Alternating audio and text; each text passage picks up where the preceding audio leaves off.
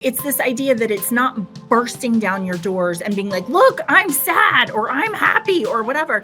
But actually, it's very polite. It knocks, and if you don't open the door, then it goes away. And then you've missed it, and then you don't have that. And so this training, and one of the things that he talks about is this is a practiced posture.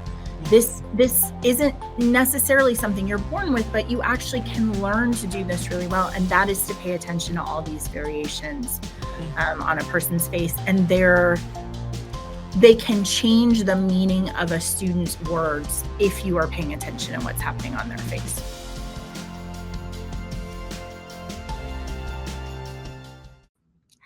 Hello, everybody. Thanks for joining me. I'm Rachel Phillips-Buck, VP for Student Success. Actually, I got a new title. I'm the Senior VP for Student Success at Ferris Resources.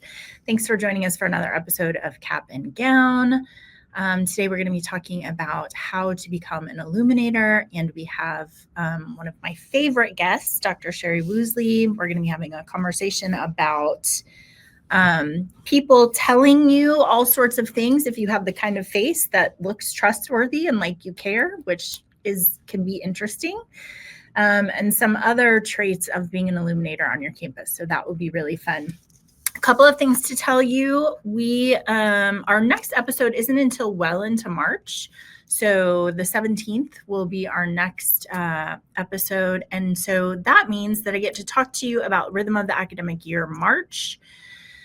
The theme of March is spring break. So now, or spring fever. Now we're getting close enough to spring break that everyone is thinking about it and planning. I actually spent this weekend planning my spring break. Students are thinking about how excited they are or how disappointed they are about how their spring break is going to be shaping up. We are approaching the midterm season in the semester, so students are feeling a little bit of anxiety about that. They're thinking about what they're going to do this summer, where are they going to work, and then always that idea of registration, which is one of the things, one of the interventions that you should be running pretty soon. Thinking about students getting registered for next semester classes. Think especially about those students who haven't picked a major yet because they may be running out of some of those core classes.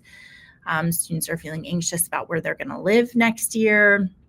So there's just a lot going on as we march towards the end of the semester. And I think about you guys. I yesterday, for the first time in a meeting, had somebody start to talk about their summer plans. And so I know it's still February, but we are, like I said, marching towards summer. So that's what's going on with the Rhythm of the Academic Year.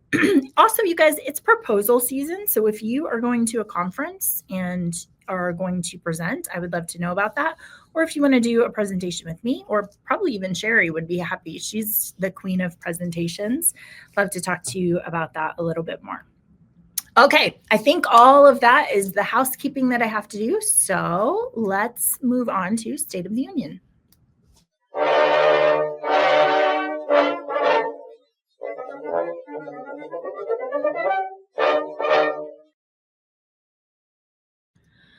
You know, my colleague Rebecca says she really likes State of the Union because I've gone through and read all the articles and I'm just giving you the summaries. Unfortunately, today I have a lot of articles that I think you should go and read yourself. So I'm going to wet your whistle by telling you about some of them. But some of them are pretty interested with some really involved information that I would encourage you to go and read. So the first one, you guys remember we've been talking about this new earning test that Congress has created. It's called the Do No Harm. And it is measuring the outcome of students with a degree versus students without a degree. So all of these schools have to prove like, hey, and if you get this college degree, you're going to make more money than other schools. Well, Indiana is taking it a step further. And they're saying, actually, if an institution has a college program that doesn't fit the criteria here, that fails the test, basically, they are going to end that program. So as you can imagine, there's a lot of conversation about that, a lot of questioning. A couple of highlights I want to give you. Indiana's reasoning is that this bill supports a stronger guarantee that important higher education investments being made by Hoosier students and their families lead to meaningful career opportunities and financial stability, adding there will be a thorough evaluation of all the programs up for elimination rather than just automatically dismissing them. Nebraska and New Hampshire have done something very similar. One of the things that comes out here, though, is this idea that colleges have to look at programs and their value that maybe don't come fully from the salary that a student is going to make. So here's some of the programs that are kind of in trouble, depending on what the outcome of this year and next year's tests are: a bachelor degree in dance, bachelor in music, associate degree in library and archive assisting, bachelor's degrees in English and literature, bachelor's degrees in computer software and media applications, and an associate's degree in teacher education and professional development. So those are assigned to different colleges that have those degrees that are not reaching the levels that the government wants them to. But it's interesting when you look at those, there's some intrinsic value in those that maybe looking at salary requirements wouldn't pick up. So that will be an interesting story to watch. And if you're interested in all the ins and outs, I would encourage you to read that one.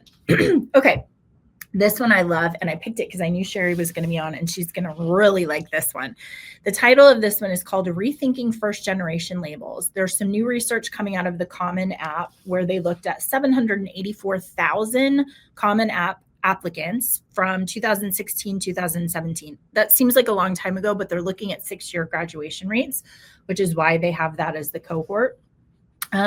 They actually are talking about, and the research is finding, that this idea of binary first generation label actually masks some really important differences in student outcomes. So first generation students in the study defined as students whose parents did not complete a bachelor's degree.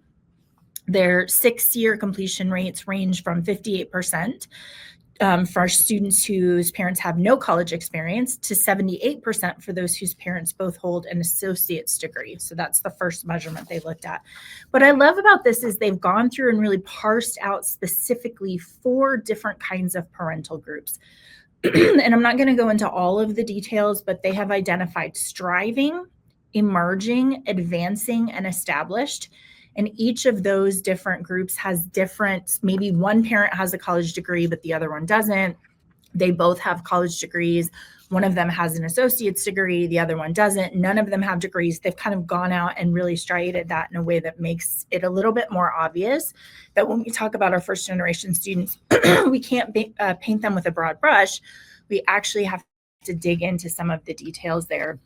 And there are significant differences in graduation rates depending on which of those groups you fall in. So if that's something that you're interested in, I would go and dig into the details on that article. I just like when we use data to better understand in very specific ways what our students need and how we can support and serve them. An opinion piece inside higher ed called How Dual Enrollment in Early College Has Changed. This is really fascinating. This is from Russell Olwell,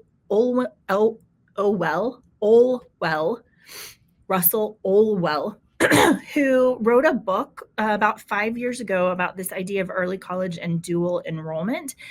And his op-ed is just about how it's consistently growing and changing as we go through. So increases in students taking those dual enrollments, how we talk about it. So now it's not so much about intellectual enrichment, but more about how we get good career guidance and guided pathway programs into different majors and different institutions. There's a lot of collaboration between high school faculty and college faculty, making sure that the curriculum makes sense and that it should count both for college credit as well as the high school piece. So there's lots of interesting things in there. I will tell you, if you've not heard Matt say this before, one of the highest risk categories that we find on campuses consistently is any student who is coming to your campus with 0 transfer credits. So that's no AP classes, no early college, no dual credit. Those are students who, if they have 0 transfer credits, they're getting used to academic rigor, they're getting used to the collegiate lifestyle. And in a lot of cases, we talk to schools about creating a summer program to get those students in so that they can get some of that familiarity before we just throw them into the deep end with a full term fall or spring semester. So lots to say about that, but that's an interesting one to dig into. And then my last three are about AI. So, there's this is a new thing that we're all talking about. I'm sure on your campus, there's lots of conversation around this. We're in a really interesting sort of Wild West space around AI because everybody's trying to figure it out and how to do it the best ways, how to do it ways that are healthy and safe for our students, but also looking at some of the data that we're collecting from usage around AI. So I have 3 articles for you. The first one is AI usage mirrors young people's offline struggles. This is coming out of a report from Surgo Health in partnership with Young Futures and the JED Foundation. I love the JED Foundation. They found about 12% of youth who reported mental health struggles said they've turned to generative AI to talk about their feelings. While short-term emotional relief was common, it did not consistently lead to positive outcomes over time. When AI is used as a broader support system, benefits were greater, but neutral or negative experiences were more likely when it served as a substitute. So this comes out of research from about 1,300 youth from 13 to 24. Hannah Kemp, Chief Solution Officer at Surgo Health, said the research suggests young people are turning to AI in ways that reflect whether their needs are met offline, which I think is so interesting. If they need more guidance, if they don't have somebody who's walking with them, who can help fill in the blanks and where they're confused, then they're turning to AI because they don't have that primary touch point relationship to use. So they too, in this article, go through and separate out students into different groups with names like low use anxious skeptics. Another group, 32%, thriving light touch pragmatists, which are well-supported youth who maintain a healthy arm's length relationship with AI. We have worried strivers, which are about 7% of the population, who are high-pressured, future anxious youth who see AI as destabilizing rather than supportive. And it just goes on and on and on, all the way up to a 10% of this population who are curious, low-concern learners. They are confident, socially grounded youth who use AI to explore and learn and solve problems. So a lot of good data coming out of how AI is supplementing some of the experiences that these students are having in real life where they feel like they're not getting the support that they need or they're not finding the resources they need. So that one I think would be super interesting to partner with a faculty member, go through that article, and then maybe do like a lunch and learn or a presentation for your campus, just so everyone can better understand that. Related, social media is linked to student loneliness. No surprise there, but new research came out of the University of Cincinnati, which basically says the more you're on social media, the lonelier you're going to feel. Also underlines the point that these college students are really COVID kids. So they lost some of the foundational social pieces in their life as they were going through COVID.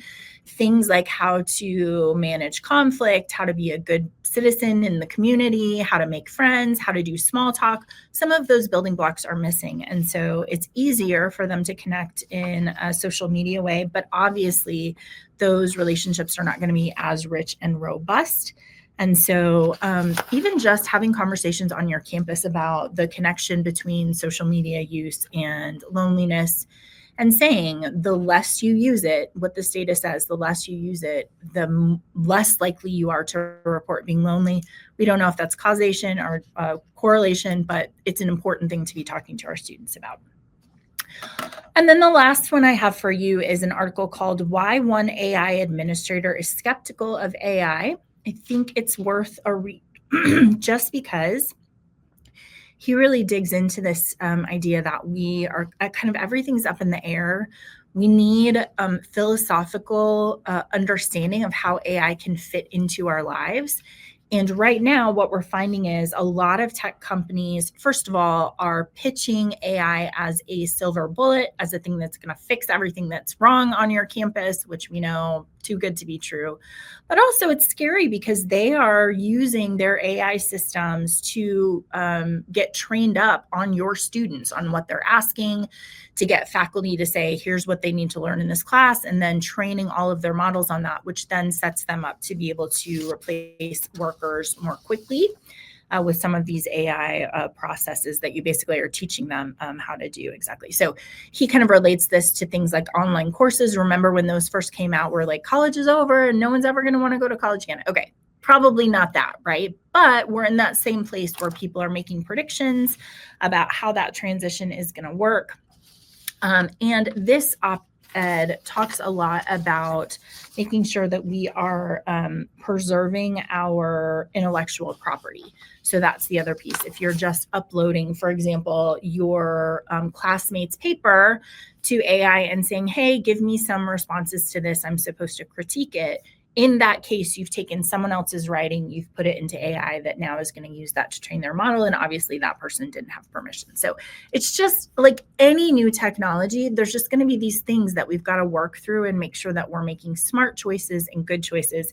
And I suspect some of you, in 15 years, we're going to look back and think, wow, that was kind of a crazy town where everybody was like AI all the time without having this good foundation of how it makes sense. And how we need to utilize it really to help our students instead of take the places of primary relationships, which we have just heard does not go so great. So, all right, that is the State of the Union, which means I get to welcome my guest, Dr. Sherry Woosley. Hey, Sherry. What a great State of the Union. I know there's so many exciting things going on. I don't know, you and I haven't really talked about AI. Maybe we'll have to do another episode on that. But what do you think about this idea that we just kind of are in the Wild West and everybody's making stuff up and some of it's not good? Oh, yeah. Yeah. And you see people react, I think, in a number of different ways. Some just step back and go, I'm not touching it. I'm not touching it. I'm not. And you see the people that are, oh, it's going to take everything down. And you see the people that jump right on board. And we all know it's all of the Somewhere above. in the middle. Yeah. All of the above. I think the thing that scares me most about it is just like I'm thinking about a lot of our schools that are in a rush to employ AI, but I'm not sure they can always articulate the problem they're trying to solve, right? There's like we've got to get on the bandwagon and you're like, okay, well, hold on, what is the pain point? And they're like, we have to AI. And you're like, we're behind. We're behind. Yeah. That's the pain point. Well, I think there's the we're behind. And then I also think we're not doing a great job because it's really, really hard right now to understand the, hate to use a business term, but downstream effects. Yes. We're going to add this change. What does that mean? I just saw one with a high school where they're looking at putting, AI on all the students' laptops, and they found out any student who uses it for AP is going to get a 0. Oh, no. So you better train up those students. You better train up those faculty. You better make sure you're not putting those students in a tough spot. Yeah. And so you better get in front of that, right? It's the feeling that you don't know the right questions to ask yet, right? Like I was talking to somebody the other day and they were like, oh yeah, we have a chatbot, which I think is great. Like I've reassessed. I used to be like, no way. But then I was like, there's some questions that why do we need a person to answer, right? That actually is transactional. And I was like, okay, well, help me understand what happens when a student asks a question, what happens to that data? And how does the student know?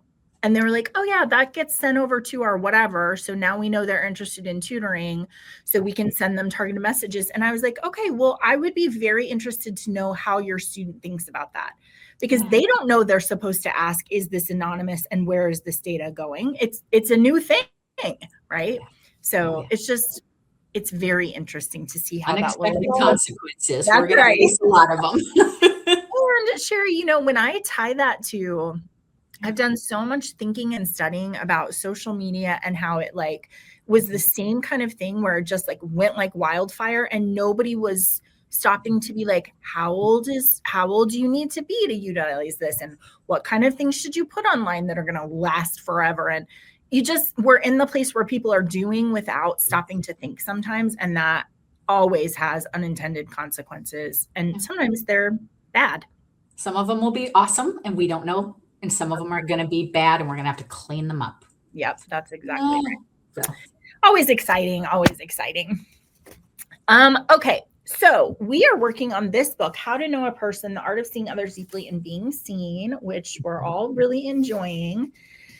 I want to talk today about how to be an illuminator. I've already covered what happens when you're a diminisher, which basically people don't want to be around you when you're like that. That's the summary of what happens when you're a diminisher. But you and I were laughing. You said, and this is true, Rachel, I think you have the face, which you have the face too. So can you explain what that is? And then I'm going to ask some questions about what that means in your life. What is the face? So, well, why don't I tell you the origin story of the concept? Because I was talking to a colleague, and she was talking about how she has sort of resting angry face. There's another term for it, but resting angry face. And she said, so she'll be sitting there thinking, and people will come over and go, what's wrong? Are you okay? And I started laughing when she described it, because she does. I mean, you can just see it. If she's in a neutral position, it looks like she's mad. And I made a joke about how I have the opposite. I have resting, come and talk to me and tell me your whole life story face. Sure. And so she and I had a great laugh about it, but it got me thinking, and it got me asking people I know, do you have that? I've had it my whole life. People come up and talk to me and tell me stuff, and stuff they probably shouldn't, and stuff when I think I have resting angry face and I don't. So I have the face that says, please come talk to me even when I don't want to. Yeah. But Sherry, so one of the things that as you introduced that concept to me, as I was thinking about it, my question is, I mean, because in your case, that is a reflection of reality. Like, you are an illuminator, you are curious, you do have positive regard for people. Yes. Do you think that everybody who has a come tell me your deepest, darkest secrets face, that's like reflective of them really?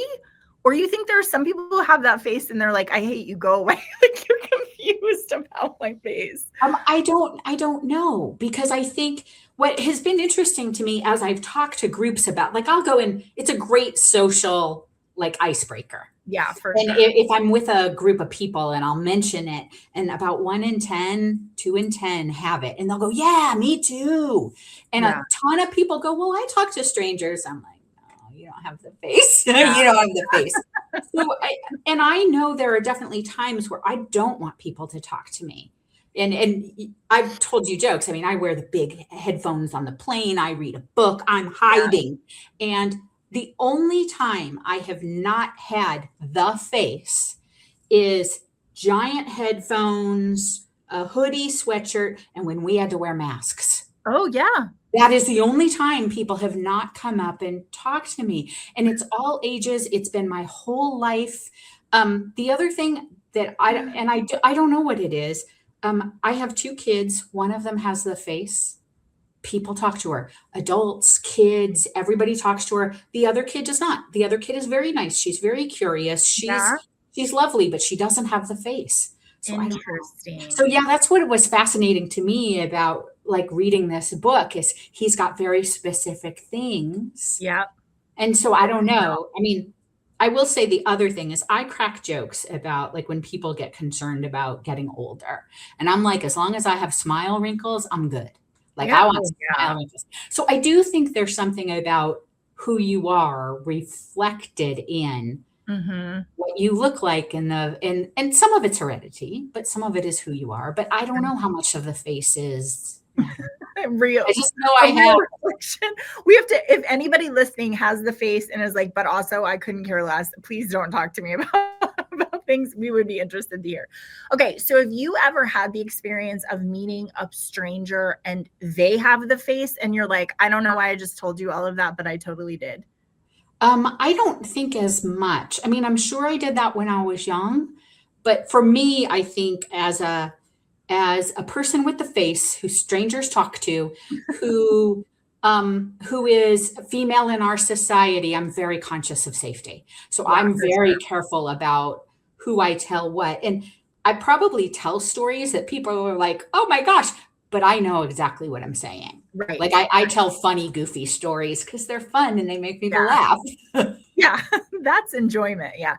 I think it helps. So I've had that experience maybe a couple of times in my life, but the times that I've had that experience, what was helpful to me was it was like a smaller population. So it's not like airport. It's not like all the people in the airport. It's like people at a conference and I'm sitting next to somebody that I've never met before, and there's like an icebreaker kind of question that's very shallow, and then the next thing I know I'm like telling this whole story and I'm like, oh my gosh, why am I telling you this? They had the face. Yeah, they did. And also, this is why I think it might be reflective of an attitude too, because also they're not horrified by me being like, well, let me tell you this story that maybe I wouldn't tell everybody. You know what I mean? Yeah. So anyway, all right. So we have the face, we have this experience where people just kind of tell us what's going on in their life. And I want to relate it to something that I've been thinking about and talking about. I have a new conference workshop that I've been doing, which is Danger Brain to Connection Brain. I think you and I have talked about this before. Yeah.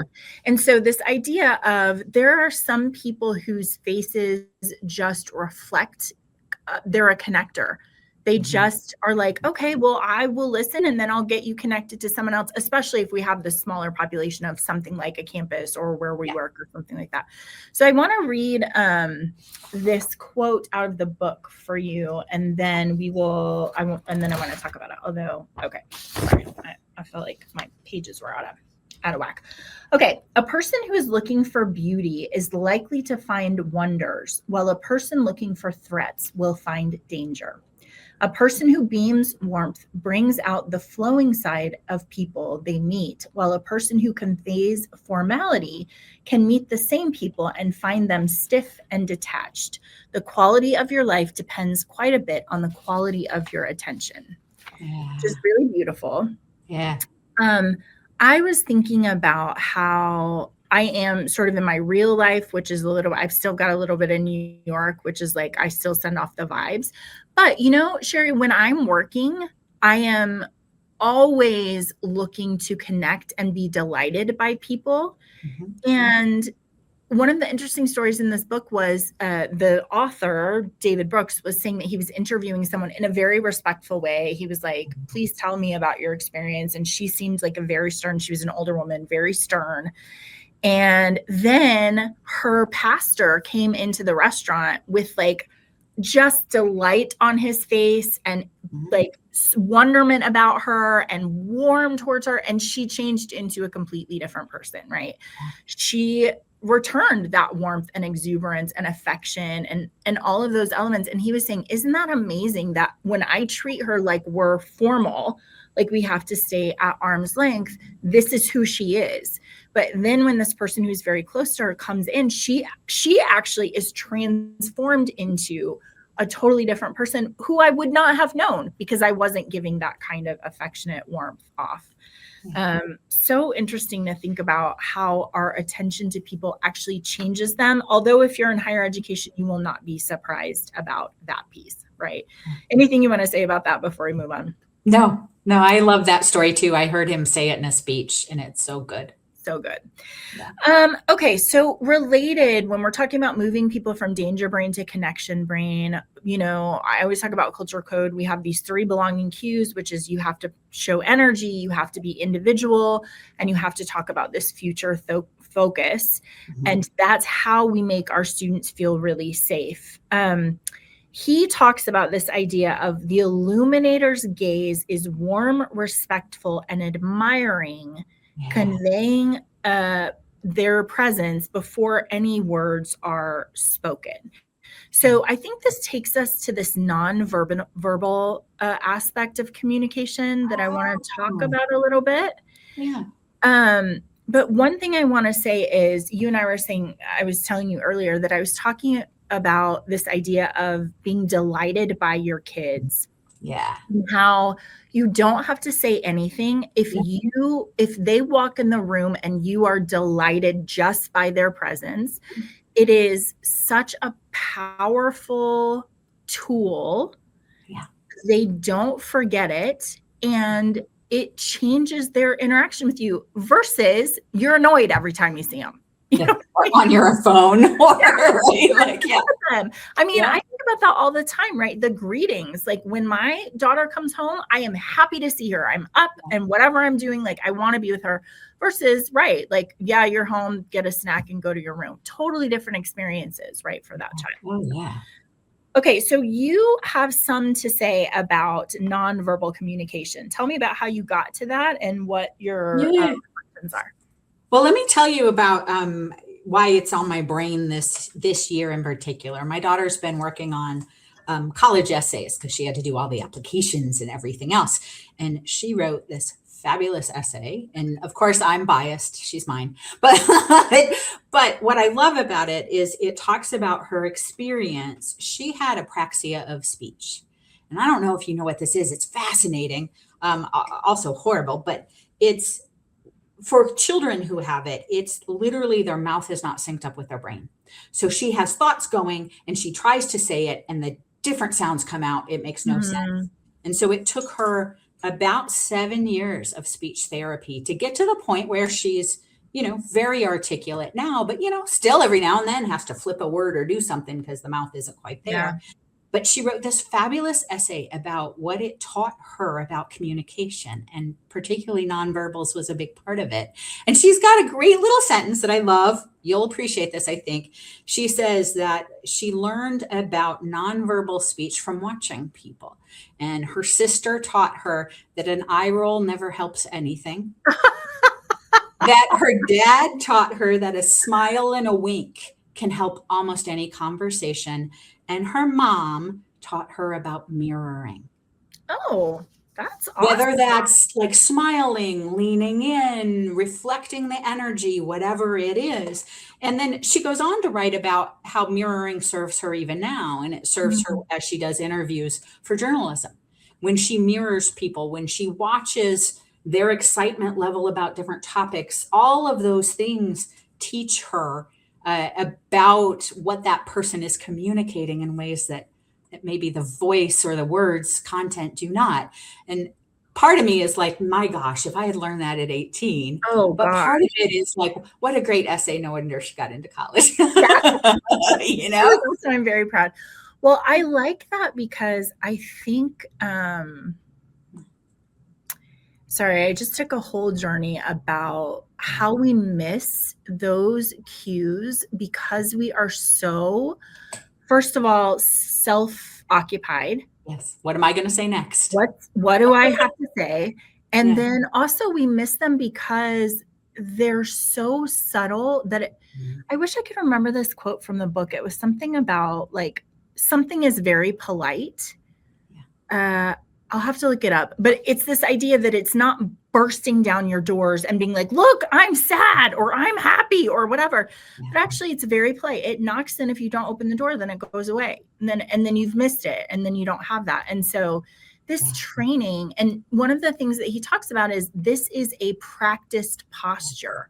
Yes. This isn't necessarily something you're born with, but you actually can learn to do this really well. And that is to pay attention to all these variations on a person's face. And they can change the meaning of a student's words if you are paying attention to what's happening on their face, right? Well, and Glennis even wrote about, she not only sort of observed them, she had to learn them because she didn't have words.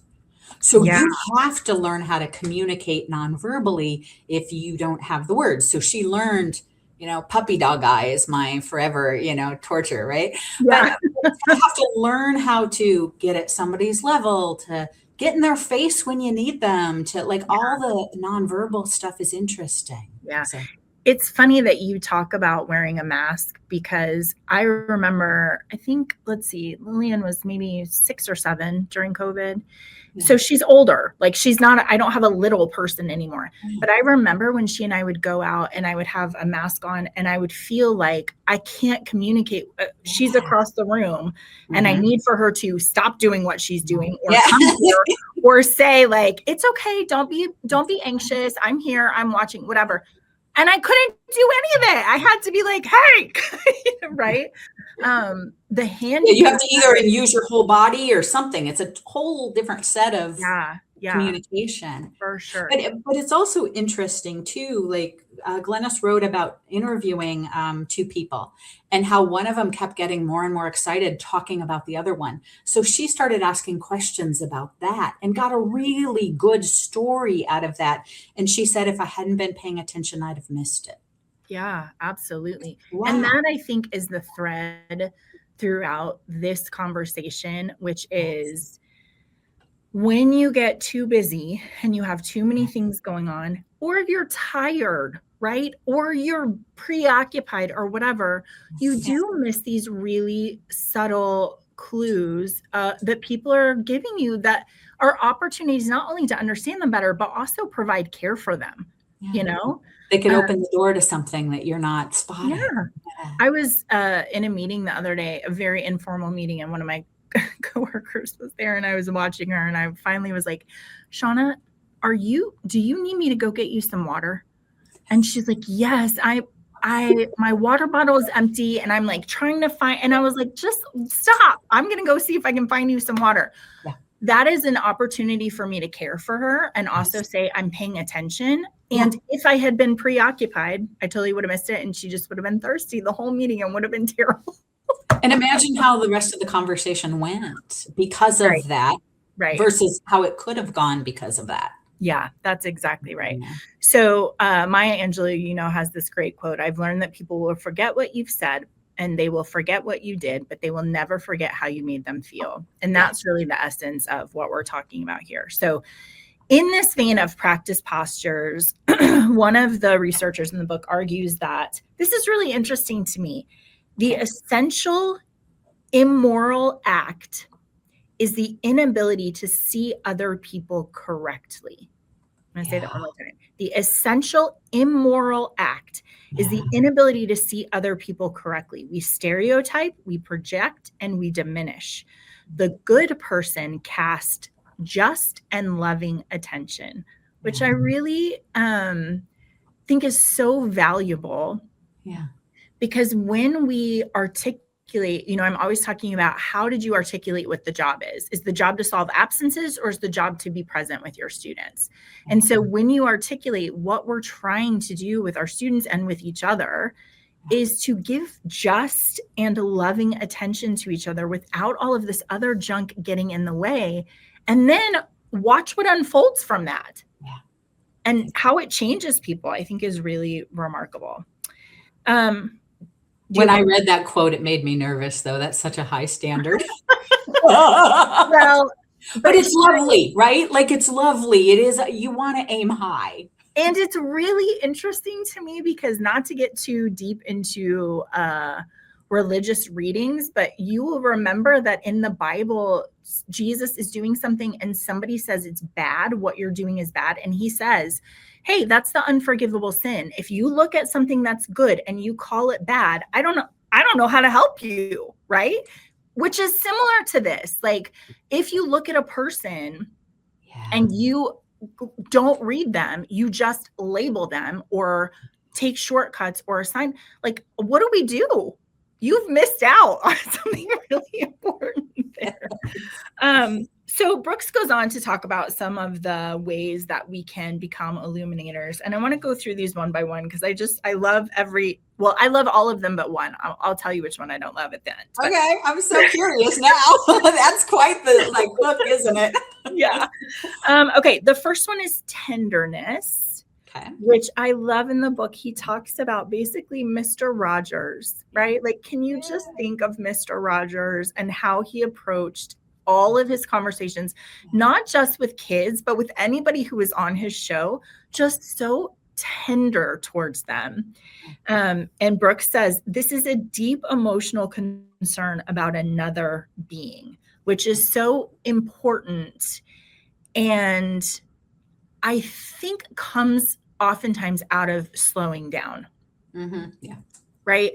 Because if you're harried and you've got too much going on, you really can't convey tenderness to another person. No.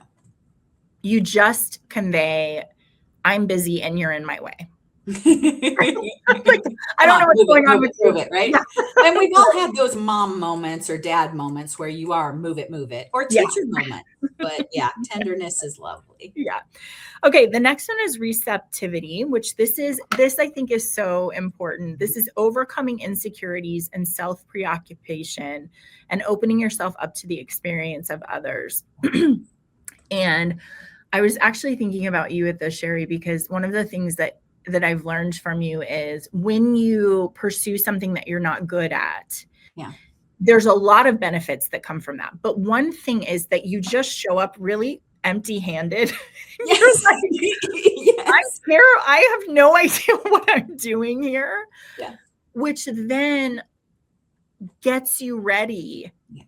to experience another person fully because you're leaning into being vulnerable, Yeah. which just makes you more receptive to any of those things. Anything else you want to say about that one? I'm wondering the way that you just described it, if it's like the opposite of ego. Right? Yeah. Yeah. Yeah. Yeah, it's just showing up and being like, what do we, and also we talked about this last week, but all of us have this like manager mode. I forgot, Z, what did Shauna say that their family called it? It's like administrator Shauna, but everybody has this place where we're just like, we're just full steam ahead and whatever. And when you are doing that, you are not receptive to what is happening with other people. And you can just steamroll them instead of receiving whatever it is they have for that one. Okay, we've talked the third one is active curiosity. We've talked a lot about that, just about how you question not to trick a person or not to win or not to disagree with them, but really because you're just curious Learn. about their experience. And I really like this in the book. He says, active curiosity is having an explorer's heart. Ooh, love it. I like just being present with people and trying to figure out what they're made of, right? That's a good one. Anything about active curiosity you want to say? Nope, we're good. Okay. Affection. This is one of my favorites. Okay. So in the book, they talk about affection. It's like there's this way of knowing things that we have in modern society, really removed from a heart connection. You know things because you did research about them or because you read them or because you know the facts. And Brooks is really trying to categorize affection as not only this objective eye of a scientist knowing a thing, but also this grace-filled eye of love, which is an affectionate way of knowing, right? What your daughter said about a smile and a wink will help most conversations. That's what this one is about. Oh, yeah. Oh, yeah. Right? Yeah. We say in my family, I'll say sometimes to my daughter when I'm fussing at her and she starts to have a response, and I'll be like, hey, look at my face. That is joyful, and I'm not feeling a way towards you. I'm just saying you got to pick up your shoes, Yeah. But you can work at a lot. We say it in our family. We say we're on the same team. Yeah, exactly. Yeah. And Sherry, that is a great example of how saying something like, I was thinking this morning, I was fussing at my daughter for leaving a bag of chips open. And I said to her, hey, I don't want to complain, but I'm just wondering, this bag of Doritos that is sitting on my dresser, do you know anything about that? To which she laughed, and then she went and got it and threw it away, and then she gave me the explanation. Well, you could read those same words and not see my face and not feel my energy. And she's really like, man, she's harping on this poor kid. Yeah. Versus what my experience was with my daughter, which is we are on the same team. Look at my face. I think it's kind of funny that this thing is here. I mean, you need to take care of it, but we can still have this affectionate conversation around it, right? I think that one's great. Okay. And then the last one that he gives us is generosity. Okay. And generosity, I think of it this way. When I was in grad school, my brother and I would always talk about giving something a charitable reading.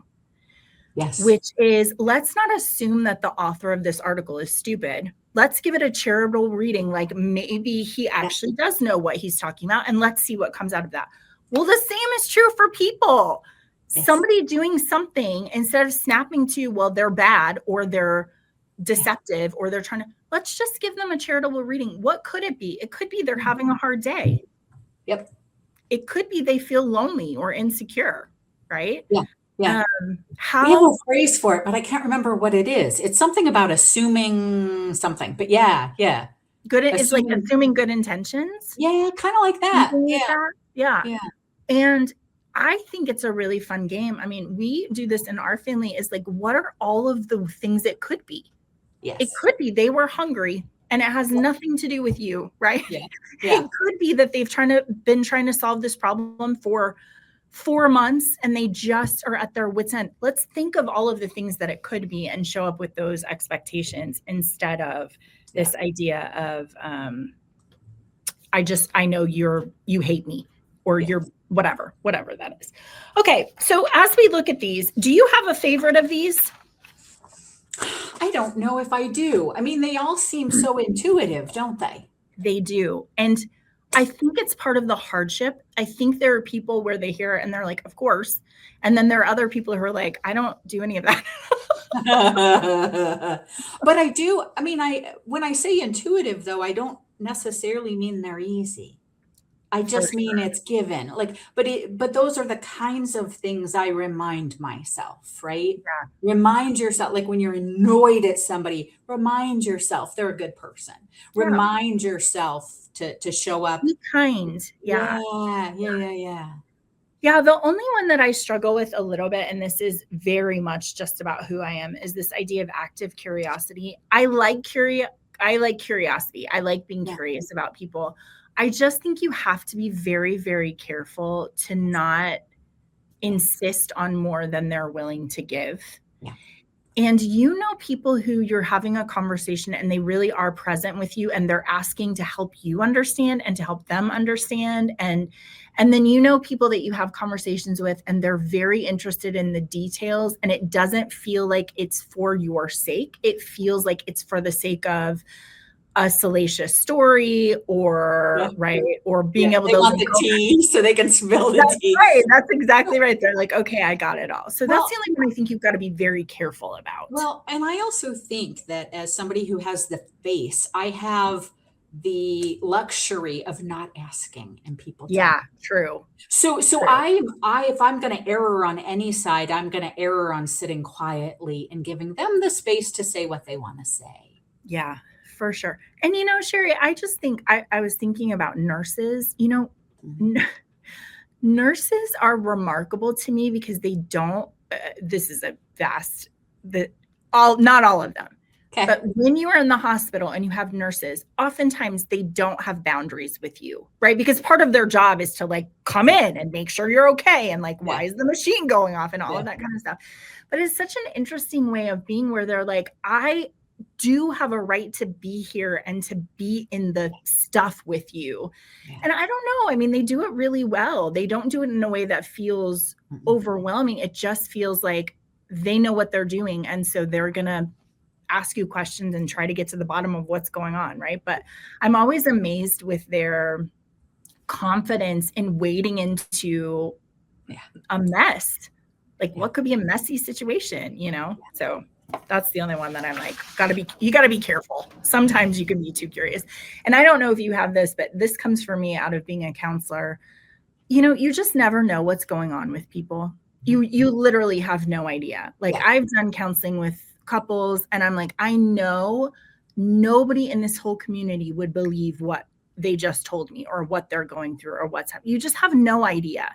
And so walking that line of, I will wade into whatever the thing is with you, but also I'm not curious for curiosity's sake. I'm curious so that we can do good work together, I think is really important. All right. Let's see. I want to get on to assessment as data and listening. Yeah. There's a great quote in this book that says, every epistemology becomes an ethic. The shape of our knowledge becomes the shape of our living, which I feel like we could talk about for a very long time. Ooh, that is deep, isn't it? Very interesting. He goes on to say, how we know students determines how we treat them, which I think is very true. And the students where you do know them. And so your solution to a problem might be very different from your colleague who doesn't know the student and who's like, this is what we should do. And you're like, hold on a second.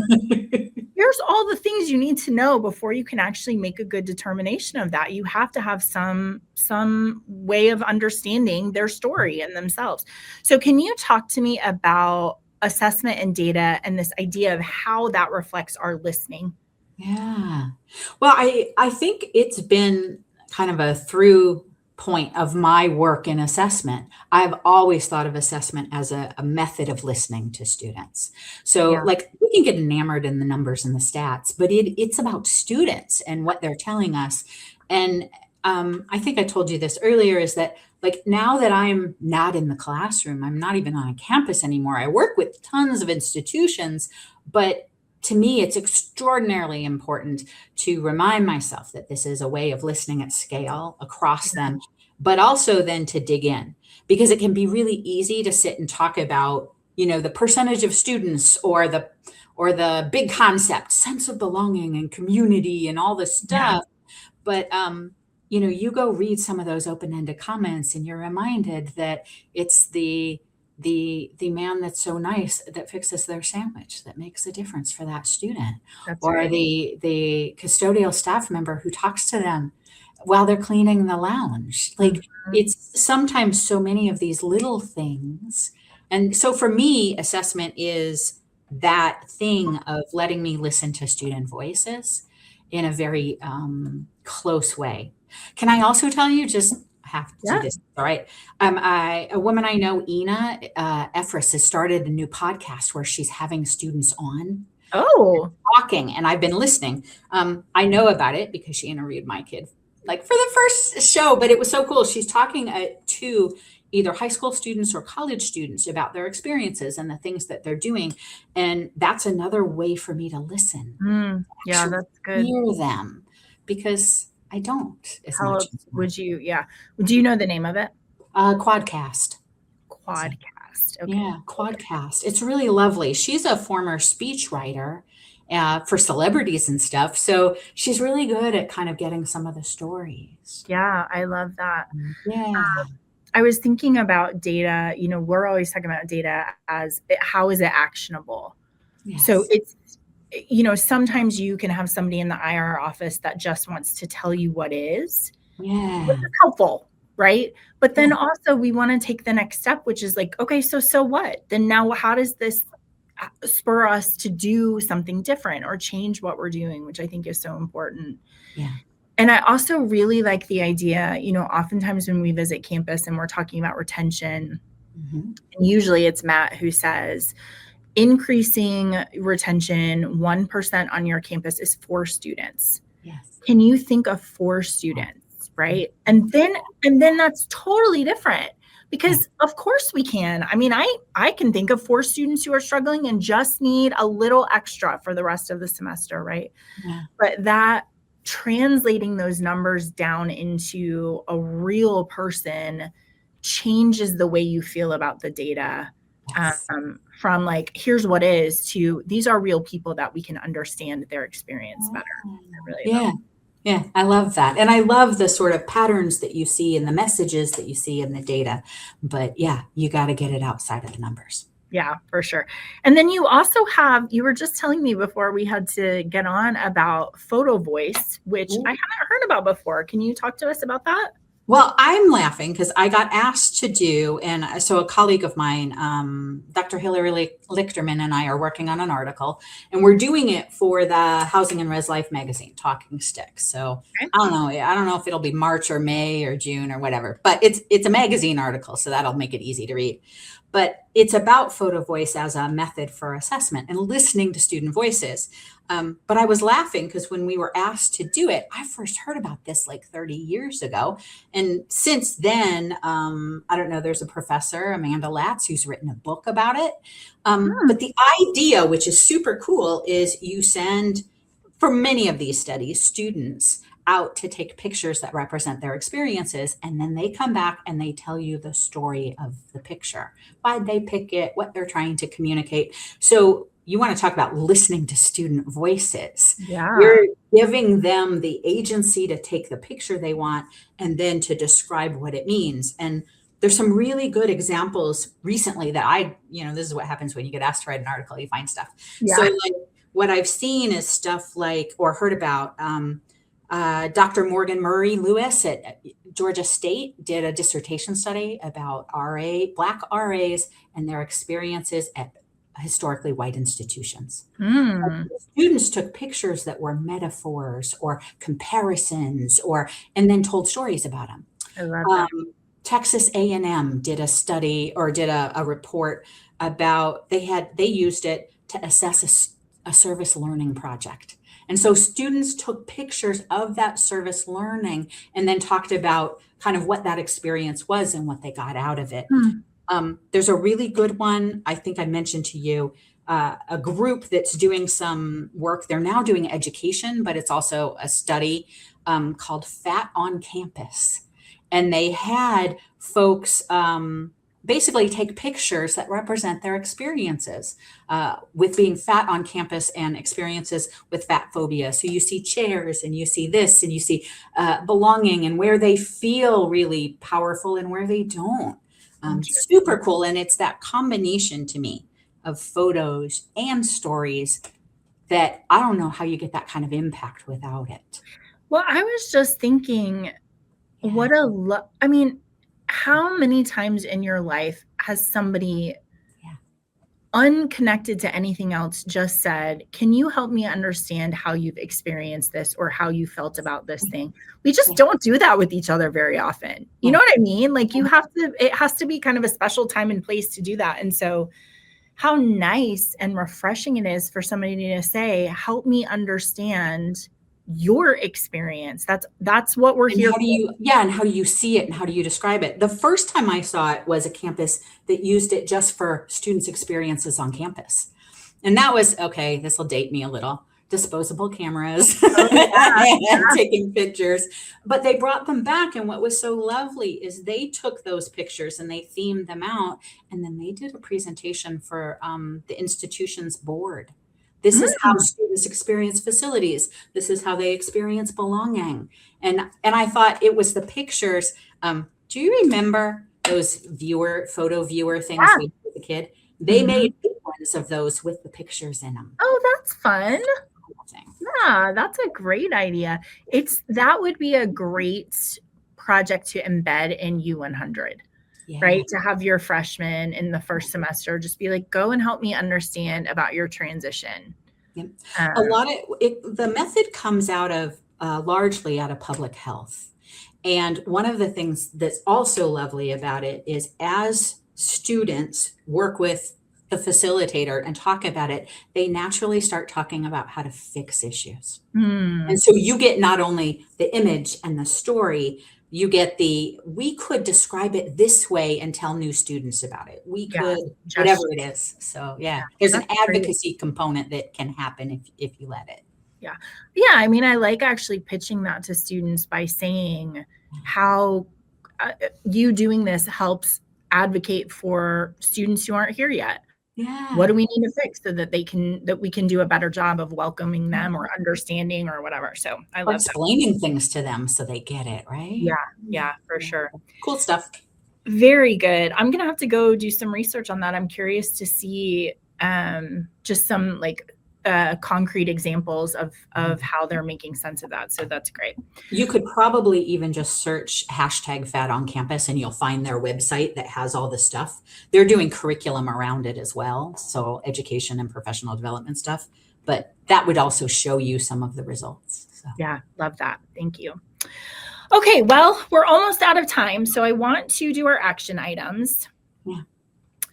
First, I'm going to tell you a story that's directly related to action items. I was thinking about when I worked at a bakery, and I had this older woman, and she would come in literally every single day.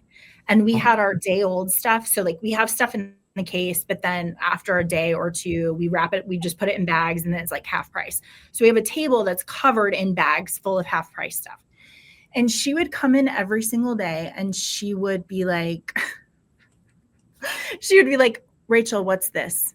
And I'd be like, blueberry muffins. And she'd be like, okay, what's this? And I'd be like, that's strudel. And she'd be like, every single bag, Sherry, every single bag, every single day. And I'm like, I have stuff to do, ma'am. It's the exact same Black Forest cake that it was yesterday. You know what I mean? So then when I saw her coming, I would stand at the table and then I'd be like, blueberry muffins, harvest muffins, strudel, Black Forest cake, blah, blah, blah. And she would be like, you went too fast. Can you go back to the beginning? And I was like, this woman. So after like 2 weeks, I was like, she's going to beat me. She is going to beat me every single day. Like every single time she's going to ruin my day and I'm going to be annoyed and I can't have it. So I am going to give her just and loving attention. Yeah. And so the next day when she came, I went out and I held the door for her. And I was like, Mrs. Jones, come see what we have on our half price table. And she was like, okay. And I got a chair and I put it down and I was like, these are our blueberry muffins. You bought these last week. Like and then she got to be my favorite person. Because I found out about like she lives by herself and she doesn't, and she takes the extras to her neighbor, like whatever, just the wholeness of her. Yes. Because I was like, I am just going to suspend all of the stuff. Yep. And just be present with this woman right now. And I loved her. She ended up being my favorite, right? So one action item is pick a difficult person. I love that. And give them just and loving attention. And it's just, I would be so curious to hear the outcome of that, right? Because when you change you change other people. When you change your perspective, you change other people. So that's our first action item. Second, Sherry, I was thinking about just the exercise for our listeners of looking at what stories data tell on your campus. Yeah. So we do this for a lot of our clients, but even just how do you get down to the narrative comments where your students are actually saying, this is what I love, and this was my experience in Starbucks, and this is why, right? All of that stuff is just so powerful to hear from your students. So I really love that one. And then our last one is, I think it would be so interesting in your processes just to identify where you diminish students, likely not on purpose. Yeah.